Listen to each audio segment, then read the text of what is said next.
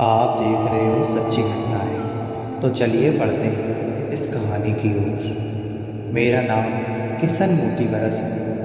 मैं civil engineering की पढ़ाई कर रहा हूँ। वैसे तो मेरा अधिक समय हॉस्टल में बीतता है, पर छुट्टियों में मैं अपने पास ही के घर जाफराबाद जाता हूँ। मेरे जयेश मामा FGEB कर्मचारी थे। मेरे जयेश मामा दिखने में खूब काले और हाइट के लंबे थे। उन्हें खाने में कुछ भी दे दिया जाए वह जानवरों की तरह खा लेते थे। उन्हें स्वाद की कोई समझ नहीं थी। जयेश मामा को शादी का बड़ा चस्का था, पर खुद वह चांडाल जैसे दिखते थे। उनके सामने कोई भी लड़की देखती तक नहीं थी। हम जब भी मेले में घूमने जाते थे तो जयेश मामा घूर घूर कर लड़कियों को ऐसे ताकते जैसे उन्हें खा ही जाएंगे। पर बदकिस्मती से पिछले साल बिजली का शॉक लगने से उनकी मौत हो गई थी। हम सारे उनकी शमशान यात्रा में शरीक हुए थे। वही मुझे एक भयानक अनुभव हुआ था, जिस बारे में मैं आप सभी को बताना चाहता हूँ। उस रात 2 बजे मेरी नींद खुल गई। शायद किसी ने मुझे आवाज़ दी और मैं चौंक गया। उठकर आसपास देखा तो कोई भी नहीं था। मैं फिर बत्ती बुझाकर सो गया। तभी अचानक किसी ने फिर से मुझे मेरे नाम से पुकारा। इस बार मैंने गौर किया तो मुझे समझ आया कि यह तो मेरे जयेश मामा की आवाज़ थी। मुझे यकीन नहीं हुआ कि जयेश मामा की आवाज़ इतनी रात मुझे क्यों सुनाई दे रही है। कुछ देर बाद मैं फिर से सो गया।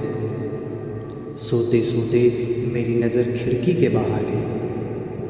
वहाँ जो मुझे दिखा उसे देखकर मैं तो चौंक गया। मेरे पसीने छूट गए। उस बिजली की तार पर मेरे जयेश मामा बैठे थे। जो मैं देख रहा था उसे देखकर मुझे अपनी आंखों पर यकीन नहीं हो रहा था। तभी मेरा मोबाइल बज उठा। मेरा पसीना पोंछते हुए फ़ोन को रिसीव करता हूँ। वह फ़ोन किसी और का नहीं, मेरी माँ का फ़ोन था। माँ ने रोते हुए मुझसे कहा कि तेरे मामा की शॉक लगने से मौत हो गई है।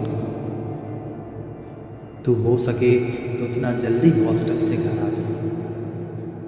मैं फ्रेंड की बाइक लेकर फ़ौरन रात में ही घर पहुंच गया।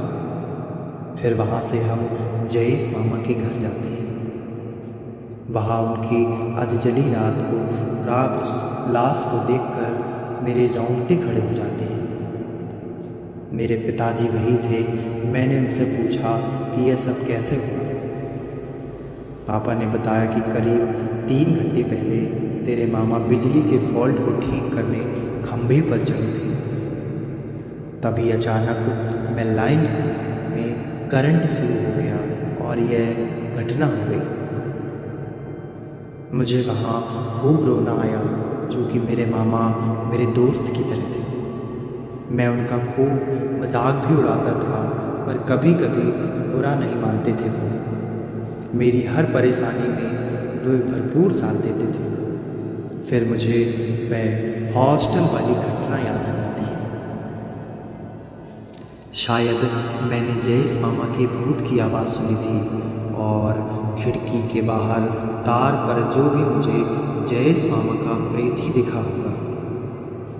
अब धीरे धीरे मेरा शौक, मेरा दुख, खौफ, डर में तब्दील होता जा रहा था।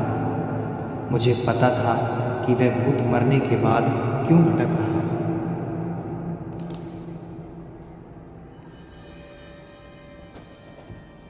यह सब सोचकर मेरे तो पसीने छूट रहे थे। मुझे अंदर ही अंदर डर सता रहा था कि आगे क्या होगा।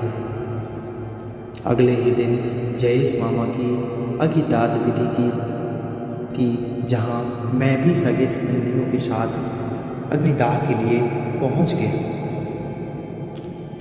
तभी अचानक मेरी नज़र जयेश मामा की लाश पर पड़ी। मैंने देखा जयेश मामा के हाथ के पंजे में कुछ हरकत हुई। शायद उनका पंजा मेरी ओर उठा और हाथ से मुझे आने का इशारा किया। यह देखकर मैं पागलों की तरह चौंक गया और चीखने लगा। सब सगे संबंधी दौड़कर मेरे पास आए। मैंने जो कुछ भी हुआ वह सब उन्हें बताया, पर वहाँ खड़े किसी लोगों ने मेरा विश्वास नहीं किया। सब ने बोला पापा से कि किशन डर गया है, इसको घर भेज दीजिए। मेरे पापा फौरन उसी वक्त मुझे घर ले आए और वापस शमशान चले गए। फिर उस रात मुझे जोरदार बुखार चढ़ गया। मेरे पापा मेरे लिए दवाई भी लाए, पर बुखार उतर नहीं रहा था। उस रात मुझे जयेश मामा के भूत का डर सता रहा था। करीब रात के 3 बजे मुझे फिर से किसी की चलने की आहट सुनाई दी। फौरन मेरी आँख खुल गई और मैंने देखा कि मेरे बिस्तर पर जयेश मामा बैठे हुए हैं। वो खौफनाक आधा जला हुआ चेहरा वह मेरी तरफ देख रहे हैं और उनका भूत देखकर मेरी जवान हलक में अटक गई है। मैं बेतहाशा काँप रहा था। मुझे समझ नहीं आ रहा था कि जयेश मामा का भूत हाथ धोकर मेरे ही पीछे क्यों पड़ा है। कुछ देर बाद जयेश मामा ने अपनी जेब में हाथ डाला और कुछ निकालकर मेरे बिस्तर पर रख दिया। फिर अचानक उनका भूत एक झटके में वहाँ से गायब हो गया। मैं तो वहाँ सब देखता ही रह गया। एकाएक मेरा बुखार भी उतर गया। मैंने तुरंत बत्ती जलाई और बिस्तर पर देखा तो 16 GB की नई पेन ड्राइव पड़ी थी। अब पूरी बात मुझे समझ आ चुकी थी, क्योंकि मेरे जयेश मामा मरकर भी मेरे पास क्यों आना चाह रहे थे। उन्हें मेरी गिफ्ट मुझे सौंपनी थी। 2 दिन पहले मेरे जयेश मामा मेरे हॉस्टल आए थे और मेरे एग्ज़ाम में अच्छे मार्क्स लाने पर खुश होकर उन्होंने मुझे वादा किया था कि वह मुझे नई पेन ड्राइव देंगे। और हंसते हंसते मैंने भी उन्हें कहा था कि इस बार कोई बहाना नहीं चलेगा, मर भी जाओ तो भी मेरा गिफ्ट मुझे ज़रूर पहुंचा देना।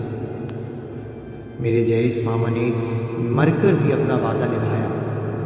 उस दिन मुझे पता नहीं था कुछ दिनों बाद मेरे जयेश मामा का हमेशा हमेशा का साथ छूट जाएगा। मुझे उम्मीद है आप सभी को मेरी ये सच्ची घटना बहुत अच्छी लगी होगी, तो कृपया वीडियो को लाइक करें, शेयर करें और अपने इस भाई को बहुत सारा प्यार दें। Thank you so much.